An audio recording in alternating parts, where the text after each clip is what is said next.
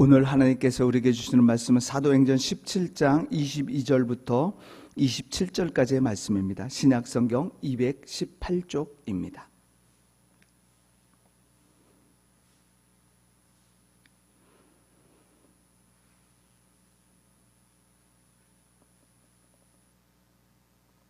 사도행전 17장 22절부터 27절까지의 말씀, 제가 하나님의 말씀을 봉독합니다. 바울이 아레오바고 가운데 서서 말하되 아덴 사람들아 너희를 보니 범사에 종교심이 많도다. 내가 두루다니며 너희가 위하는 것들을 보다가 알지 못하는 신에게라고 새긴 단도 보았으니 그런즉 너희가 알지 못하고 위하는 그것을 내가 너희에게 알게 하리라. 우주와 그 가운데 있는 만물을 지으신 하나님께서는 천지의 주제이시니 손으로 지은 전에 계시지 아니하시고 또 무엇이 부족한 것처럼 사람의 손으로 섬김을 받으시는 것이 아니니 이는 만민에게 생명과 호흡과 만물을 친히 주시는 이심이라. 인류의 모든 족속을 한 혈통으로 만드사 온 땅에 살게 하시고 그들의 연대를 정하시며 거주의 경계를 한정하셨으니 이는 사람으로 혹 하나님을 더듬어 찾아 발견하게 하려 하심이로되 그는 우리 각 사람에게서 멀리 계시지 아니하도다. 아멘. 이 말씀을 통해서 하나님께서 우리에게 은혜 주시길 원합니다. 중력과 자석은요 공통점을 가지고 있습니다. 그것은 끌어당김입니다. 과일나무가 열매를 맺어 익어 땅에 떨어집니다. 세상의 모든 것은 높은 데서 지면으로 떨어집니다. 이는 지구가 끌어당기는 중력 때문이지요. 또 자석도 모든 쇠붙이를 끌어당기는 힘을 가지고 있습니다. 그런데 중력이나 자석보다 더 강력하게 세상을 끄는 힘이 있습니다. 바로 예수 그리스도이십니다. 그래서 그리스도인들에게는요 예수님처럼 끌어당기는 힘이 있기 때문에 많은 사람들이 그리스도인과 함께 하고 있습니다. 사람들이 몰려든다는 말씀입니다. 바울은 빌립보를 떠나서 이제 160km가 되는 암비볼리와 아볼리니아를 거쳐서 데살로니가에 이르렀습니다. 여기서도 늘 그랬듯이 회당에 들어갑니다. 회당에서 3주 동안 구약 성경에 예언된 메시아가 그리스도가 되신다고, 그리고 죽으시고 부활하신 이유에 대해 자세히 풀어주었습니다. 그러자 그 바울의 복음의 말씀을 듣고 몇몇 사람들이 믿고 바울 일행을 쫓습니다. 그러면서 많은 규비인이 예수님을 믿기 시작했고요. 큰 무리의 헬라인도 바울과 예수님께 이끌림을 당하게 되었습니다. 하지만 이 모습을 보던 다른 유대인들이요 천하를 어지럽게 하는 자들이라면서 바울 일행을 배격합니다. 매도합니다. 이들은 불량배를 동원해서 야손의 집에 있는 바울을 잡으러 갔지만 이미 그 소식을 알고 있던 바울 일행은 야손의 집을 피해 나갔습니다. 그래서 바울 대신 야손과 그리스도인 몇 명을 불량배를 동원한 유대인들은 잡아갑니다. 하지만 얼마 있다가 보석금으로 다 풀려났습니다. 여러분, 그렇다면 왜 유대인들은 불량배를 동원해서 바울 일행을 방해하며 잡으려 했을까요? 복음의 말씀과 예수님이 세상을 끌어당기는 자석처럼 그 이상의 힘이 있었기 때문임을 이들은 잘 알고 있었습니다.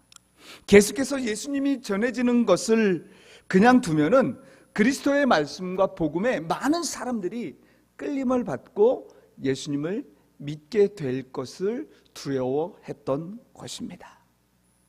그런데 여러분, 이렇게 예수님을 믿고 예수님의 말씀을 쫓아 끌어당기는 힘이 예수님께만 있는 것이 아니라 사단에게도 있습니다.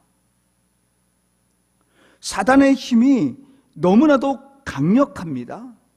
사단은 육신의 정욕과 안목의 정욕과 이생의 자랑으로 사람들을 자기 편으로 끌어들입니다. 예수님께 가지 못하게 하고 말씀에 따라 살지 못하도록 끊임없이 방해하는 것이 사단입니다.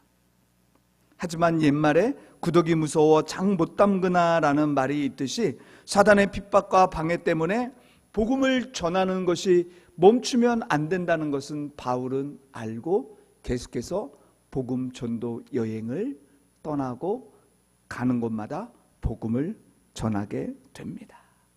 여러분, 그렇습니다. 우리 안에도 예수님이 계시면요, 사람들을 이끄는 강력한 힘을 발휘할 수가 있습니다. 이것은 모든 사람, 모든 성도에게 동일하게 해당됩니다. 예수님께 이끌림을 받는 성도일 때 말입니다.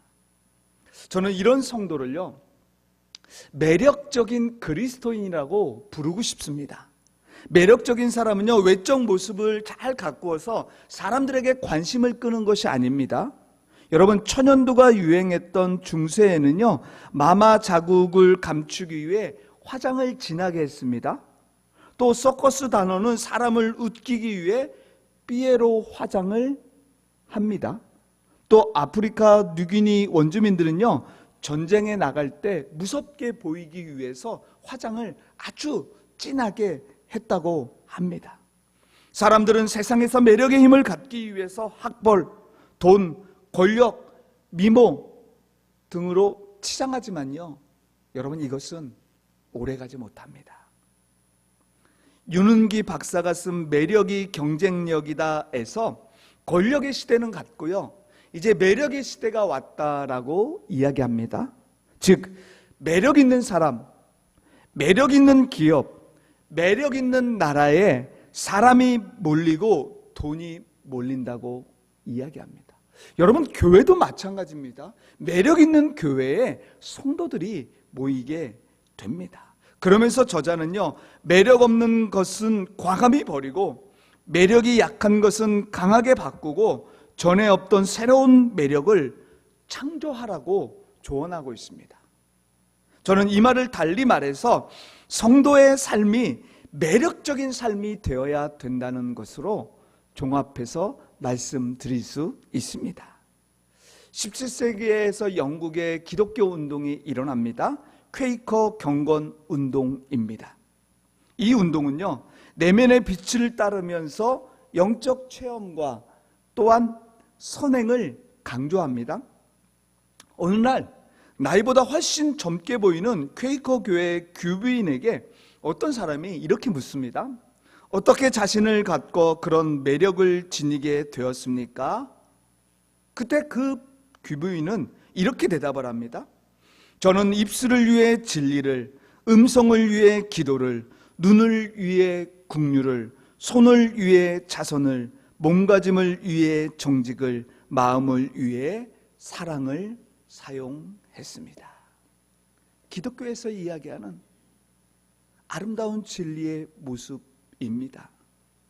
여러분, 세상 사람들이 처음부터 직접 예수님께 끌림을 당하는 일은 드뭅니다.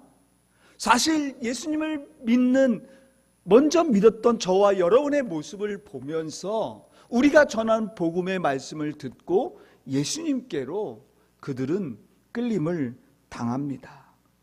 그렇다면 끌어당기는 매력적인 성도의 삶의 모습은 어떤 모습이었을까요? 어떤 모습일까요? 오늘 본문은 우리에게 두 가지를 말씀하는데요. 첫째, 하나님 한 분이면 충분하다고 알고 믿고 살아가는 성도입니다. 그런 의미로 한번 따라해 볼까요? 하나님 한 분이면 충분합니다. 시작. 정말입니까? 아멘. 하나님 한 분이면 충분합니다. 이제 바울과 실라는요, 데살로니가 교회에서 복음을 전하다가 핍박이 오자 믿음의 형제들의 도움을 받아서 이제 베레아로 급하게 건너갔습니다. 베레아에 도착한 바울은 이번에도 유대인 회당으로 들어갑니다. 그래서 거기서 복음을 전합니다. 그런데 하나님의 말씀을 듣는 베레아에 사는 유대인들의 태도는요, 데살로니가에서 만났던 유대인들과는 완전히 상반됩니다. 읽지는 않았지만 사도행전 17장 11절을 보면 베레아에 있는 사람들은 데살로니가에 있는 사람들보다 더 너그러워서 간절한 마음으로 말씀을 받고 이것이 그러한가 하여 날마다 성경을 상고함으로 말씀합니다. 베레아에 있는 유대인들은요, 다른 곳에 있는 유대인들보다 순수했습니다. 그리고 마음이 열린 개방적인 태도로 말씀을 듣고 있습니다. 하지만 바울이 지금 전하는 말씀은요, 예수가 그리스도여 구원자라는 복음의 내용을요, 그들은 처음 듣는 겁니다. 그래서 쉽게 받아들일 수 없었던 것이 사실입니다. 그래서 정말 그런가 하면서 이미 그들의 손에 주어졌던 구약 성경을 보면서 그 말씀과 서로 연결시키면서 깊이 묵상하고 또 연구했습니다. 여러분, 말씀은요, 듣는 것으로 끝나는 것이 아닙니다. 들은 말씀을 내 삶에 적용시키면서 이것이 내 인생에 무엇을 의미하는가를 자꾸 물어야 합니다. 여러분, 오늘 설교 제목이 끌어당기는 매력이 있는 그리스도인입니다. 이 말씀이 무엇이지? 상고하고 또 기억하며 또 계속 그 말씀을 떠올리면서 하나님께 물어야 된다는 말씀입니다. 그래서 말씀을 늘 읽고 듣는 성도는요, 자신 앞에 발생한 일을 해석함에 있어서 세상 사람들과 다르게 해석할 수밖에 없습니다. 여러분, 세상에는 이런저런 일들이 많이 일어납니다. 그죠? 그런데 그 일을 보면서 우리는 믿는 사람들과 안 믿는 사람들은 그 모습을 다르게 해석합니다. 사건을 해석합니다. 믿음 없는 사람은요, 자기 지식과 경험으로 판단하고 해석합니다. 그러다 지식이나 경험으로 해석되지 않으면 뭐라고 얘기합니까? 재수가 나빠서 이런 나쁜 일이 일어났다라고 이야기합니다. 여러분, 믿음 없는 사람은요, 운수에 인생을 겁니다. 반대로 믿음이 있는 사람은요, 답이 나오지 않으면요, 자기 뜻으로 해석하지 않습니다. 이 사건을 허락하신 하나님의 뜻이 무엇일까 하나님께 묻습니다. 그래도 해석이 안 되면요, 하나님의 뜻이 있겠지 하며 판단을 유보하며 하나님의 때를 기다립니다. 이것이 성경을 상고하는 행위입니다. 성경을 내 인생에 적용하여 사는 삶입니다. 그럼 어떤 사람이 건강한 인생을 살아갈까요? 성경을 상고하는 사람입니다. 어떤 사람이 행복한 사람일까요? 성경을 인생에 적용하는 사람이 행복한 사람입니다. 우리가 자주 부르는 복음송 중에 사람을 보며 세상을 볼 때 만족함이 없었네. 나의 하나님이 그분을 뵐 때 나는 만족하였네 라는 가사가 있습니다. 여러분, 이 찬양의 가사처럼 내가 좀 부족합니다. 내가 누리지 못하는 것들이 주변에 있습니다. 여러분, 그래도요, 정말 하나님 한 분으로 만족하며 살아가는 저와 여러분이 되길 간절히 원합니다. 이제 데살로니가에서 불량배를 동원해 바울 일행을 괴롭혔던 유대인들이 바울이 베레아에서 하나님의 말씀을 잘 전하고 있다는 것을 알게 됩니다. 그래서 80km나 되는 그 먼 거리를 한순간에 달려와서 또 바울 일행이 복음 전하는 것을 방해합니다. 소동을 일으켰습니다. 하지만 베레아의 믿음의 형제들 또한 바울을 피신시켜서 이제 아덴으로 건너가게 하고 그들은 다시 돌아왔습니다. 그런데 바울은요, 이제 일행보다 먼저 아덴에, 지금의 아테네에 도착해서 실라와 디모데를 기다리면서 아덴시를 돌아다녔습니다. 두루 다녔지요. 도시 전체가 우상의 형상들로 가득함을 보고 크게 격분하고 있는 것을 본문 17장 16절에서 보게 됩니다. 당시 아덴은요, 헬라 문화의 중심이었습니다.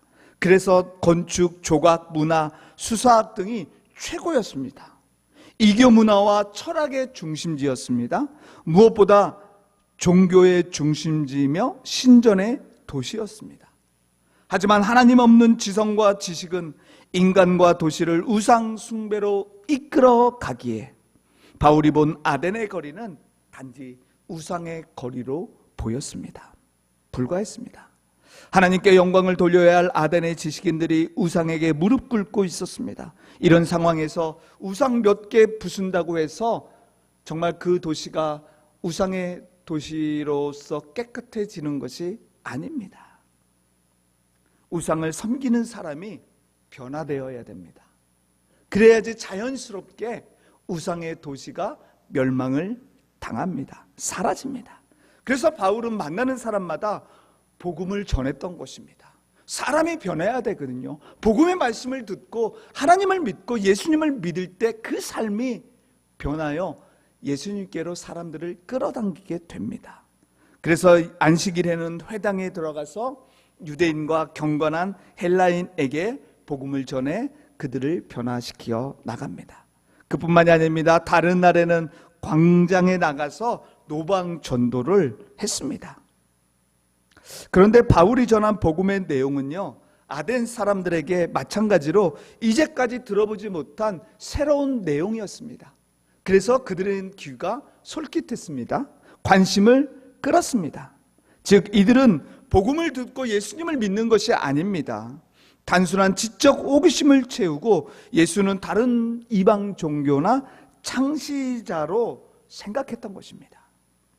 이런 상황에서 순간의 쾌락을 인생의 주된 목적으로 사는, 그래서 죽음을 말하지 않는 에피쿠로스 철학자들과 이성의 중요성을 강조한 스토아 철학자들과 만나서 쟁론을 벌입니다.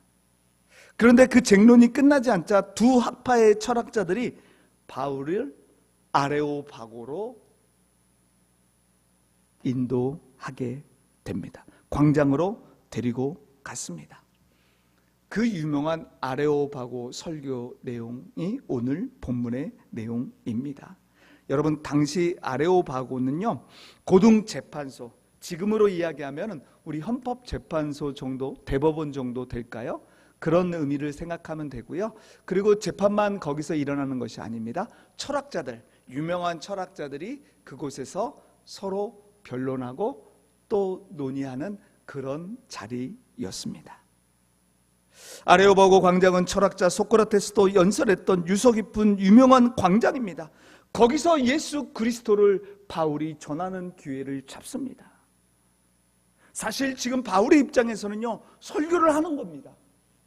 그러나 아덴의 지식인들, 아덴 사람들은요, 설교를 듣는 것이 아니라 단지 변론하는 정도로 생각할 뿐이었습니다. 여러분, 바울의 설교의 시작을 어떻게 하고 있습니까? 먼저 아덴 사람들아 너희를 보니 범사에 종교심이 많도다 합니다. 당시 아덴의 인구보다 신이 3만 개 이상 더 되는 많은 신을 가지고 믿고 숭배하고 있었습니다.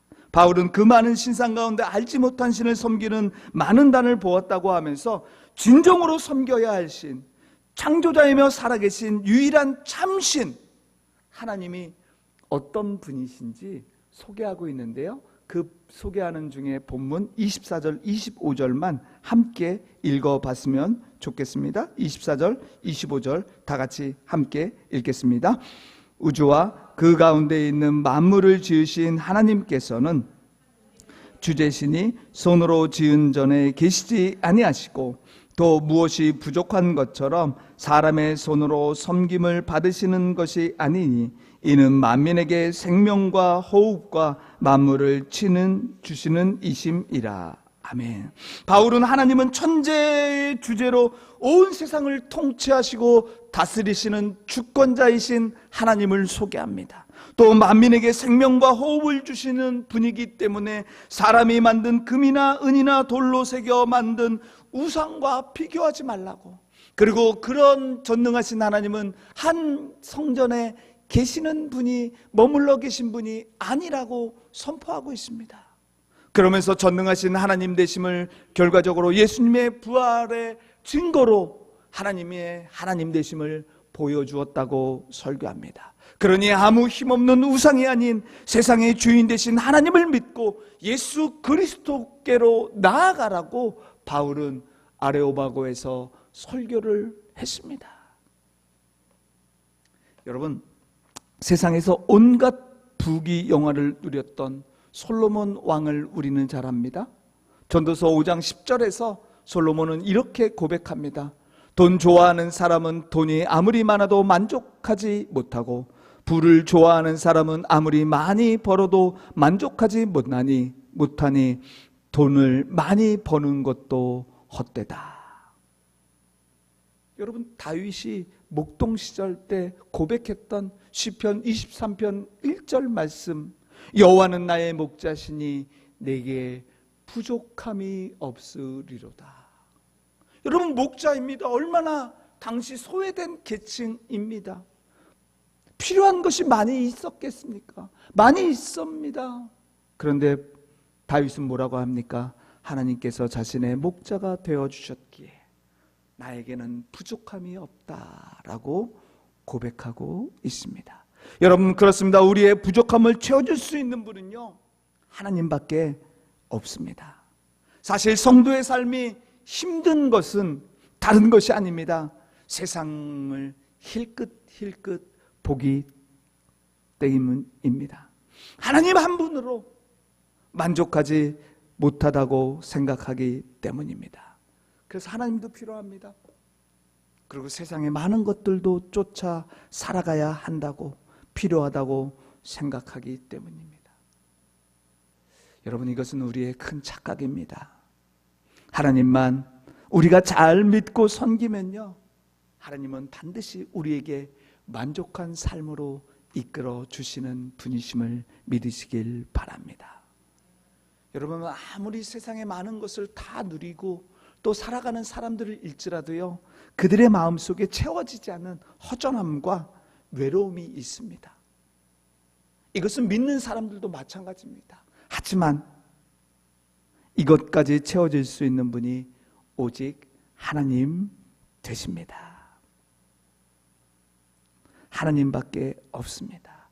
이는 나에게 무엇이 채워져서가 아닙니다. 세상이 줄 수 없는 기쁨과 평안과 위로를 하나님이 주시기 때문입니다. 여러분, 그뿐만이 아닙니다. 우리 내면만 채워주는 것이 아니라 우리가 살아가는 데 필요한 것들요, 하나님은 다 채워주십니다. 예수님은 일찍이 너희는 먼저 그의 나라와 그의 의를 구하라. 그리하면 이 모든 것, 세상 것을, 너에게 필요한 것을 다 주시겠다라고 말씀하셨습니다. 이제 저와 여러분이 하나님 한 분이면 충분하다는 그 믿음 가지고 다른 것에 기웃거리지 않고 하나님 잘 믿고 섬기며 살아갈 때 하나님이 주시는 놀라운 은혜와 축복 속에 살아가는 저와 여러분의 삶이 되길 주님의 이름으로 축복합니다. 두 번째, 여러분, 매력적으로 사는 성도는요, 겸손합니다. 이 말씀도 한번 따라해 볼까요? 겸손하게 살겠습니다. 아멘. 여러분, 영어의 알파벳 중에 A가 있지 않습니까? 그리고 H가 있습니다. A와 H는 모양이 조금 비슷합니다. 그런데 A와 H는 윗부분이 다릅니다. A는요, 붙어 있습니다. H는 서로 하늘을 바라보고 평행선을 이루고 있습니다. 어느 날 H가 A에게 이렇게 묻습니다. 어떻게 하면 너처럼 알파벳 중에서 맨 앞에 설 수 있니? A는 대답합니다. 도도하게 평행선을 긋고 있는 너희 양쪽의 세로 막대에게 서로를 향해 머리를 숙이라고 이야기합니다. 그러면 나처럼 될 수 있다고. 맨 앞에 서는 비결은 겸손이야. 겸손한 사람은요, 머리를 숙일 줄 아는 사람입니다. 교만한 사람은요, 머리를 꼿꼿이 드는 사람입니다. 겸손한 사람은 낮은 자세로 받아들일 준비를 하는 사람이지만, 교만한 사람은요, 높은 자리에서 비판하며 조롱하는 사람입니다. 바울은요, 아레오바고에서 하나님이 어떤 분이신지 논리정연하게 설교하고요, 예수님을 부활에 대해서 전했습니다. 그런데 선포된 하나님의 말씀을 듣는 사람들의 반응이 각기 다 달랐습니다. 육체는 악한 것이고 영은 선한 것으로 여긴 철학자들에게 육체가 죽어 부활했다는 바울의 말은 우스갯소리로 들립니다. 말장난이라고 생각하며 바울의 설교를 조롱합니다. 또 다른 사람은요, 호기심을 갖습니다. 처음 듣는 말입니다. 그래서 바울의 말을 한 번 더 듣고 싶다고 표현하는 사람들도 있습니다. 하지만 그 가운데서도 바울이 전한 말씀을 믿고 예수님께 끌림을 받은 소수의 몇 사람이 그 안에 있었습니다. 여러분, 지금까지 바울이요, 핍박과 어려운 가운데 있었지만 가는 곳곳마다 많은 사람이 예수님께 이끌림을 받게 되고 예수님을 믿었습니다. 그런데 아덴에서는요, 그런 역사가 일어나지 않았습니다. 아덴만큼은 달랐습니다. 똑같이 하나님의 말씀을 전했습니다. 그런데 소수만 복음을 받아들입니다.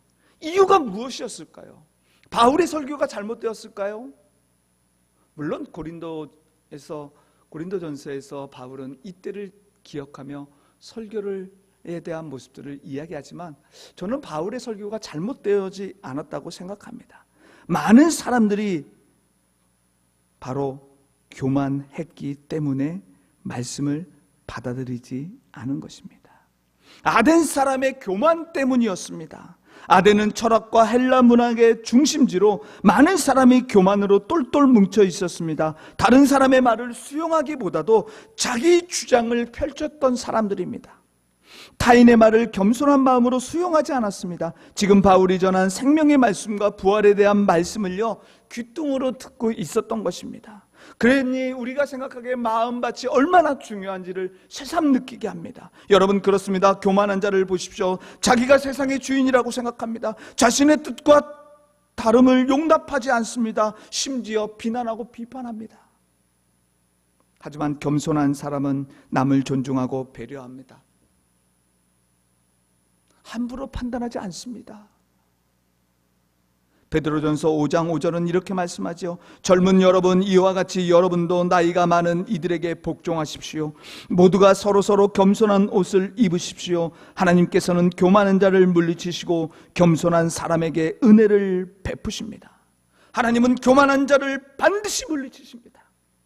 하지만 겸손한 사람에겐 은혜를 베푸십니다. 겸손한 자는 사람들이 보기엔 좀 부족해도요, 하나님께서는 그 겸손한 모습을 보고 그를 높이고 그에게 더 큰 은혜를 베풀어 주시는 전능하신 두려우신 하나님 되십니다.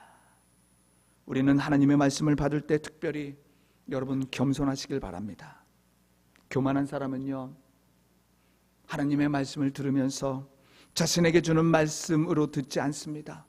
누가 누구에게 들어야 돼? 내 남편이 들어야 돼, 내 아내가 들어야 돼, 내 자녀들이 저 설교를 들어야 돼 라고 생각합니다. 그리고 딴청을 피웁니다. 그리고 설교를 재단합니다. 하지만 겸손한 사람은 다 하나님께서 나에게 주신 말씀이라고 생각합니다. 그 말씀대로 살기 위해 최선을 다합니다. 사랑하는 성도 여러분, 하나님께서는 우리가 겸손한 자가 되기를 원하십니다. 특별히 하나님의 말씀을 받음에 겸손하길 원하십니다. 이제 하나님께서 어떤 말씀을 하시던 그 말씀에 순종하며 살겠습니다. 우리 그렇게 다짐하는 귀한 은혜의 시간이 되기를 간절히 원합니다. 그래서 저와 여러분이 겸손한 자가 되어 하나님이 높여주시는 그 놀라운 은혜 속에 더 나아가서 세상을 끌어당기는 매력적인 그리스도인으로 살아내기를 주님의 이름으로 축복합니다. 늘 이끄시며 도와주시는 하나님 아버지, 오늘도 옥토 같은 마음으로 말씀을 듣고 순종하는 성도에게 복의 복을 더해 주시는 하나님이심을 말씀을 통해 깨닫습니다. 늘 겸손한 자로 하나님 한 분으로 충분함을 알고 살아가는 성도의 삶을 통해 세상 사람을 주께로 끌어들이며 살아갈 때 높여주시는 은혜와 주님의 사랑이 넘치도록 도와주시옵소서. 감사드리며 예수님의 이름으로 기도드립니다. 아멘.